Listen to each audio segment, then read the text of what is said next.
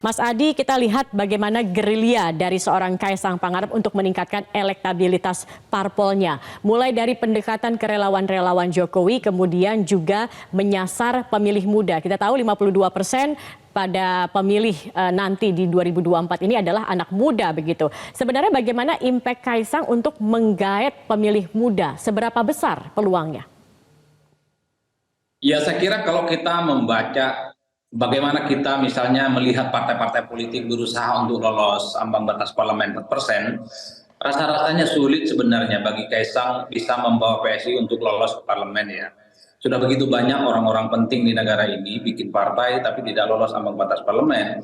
Padahal mereka itu adalah orang yang saya kira punya kapasitas, punya kompetensi, punya networking, punya logistik yang cukup berlimpah. Itu kalau kita menggunakan kacamata masyarakat awam. Tapi satu hal, Kaisang ini ada pengecualian. Sekalipun tidak memiliki latar belakang politik yang memadai, tidak memiliki portofolio politik yang selama ini bisa kita tracking sebagai sosok yang pernah terjun ke dunia politik, tapi publik meyakini posisi Kaisang sebagai anak Presiden Republik Indonesia tentu akan begitu banyak keajaiban-keajaiban yang akan terjadi di kemudian hari.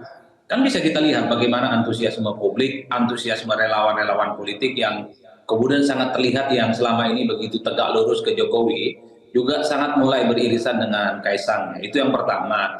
Yang kedua, kalau bicara tentang strategi politik Kaisang, PSI, menggarap pemilih muda di 2024, saya kira semua partai politik melakukan itu. Nasdem, PDIP, Golkar, Demokrat, PKS, dan partai yang lainnya tentu menjadikan anak muda sebagai ceruk pemilih yang akan mereka rebutkan. Jadi sebenarnya tidak ada yang spesial sebenarnya ketika Kaisang dan PSI mencoba untuk menyasar kelompok-kelompok pemilih muda dan milenial. Karena dulu PSI pun 2 kali ikut pemilu ya 2014 dan 2019. Mereka juga isunya adalah isu anak muda, tapi sekali lagi sorry to say, mereka tidak mampu membawa partai ini bisa berlabuh di Senayan dan ambang batas parlemen 4% bisa mereka lalui. Oleh karena itu, sekalipun ada positioning, sekalipun ada isu yang akan dibangun oleh Kaisang sebagai ketua umum PSI, rasa-rasanya sulit ya untuk bisa membawa PSI lolos di 2024 nanti.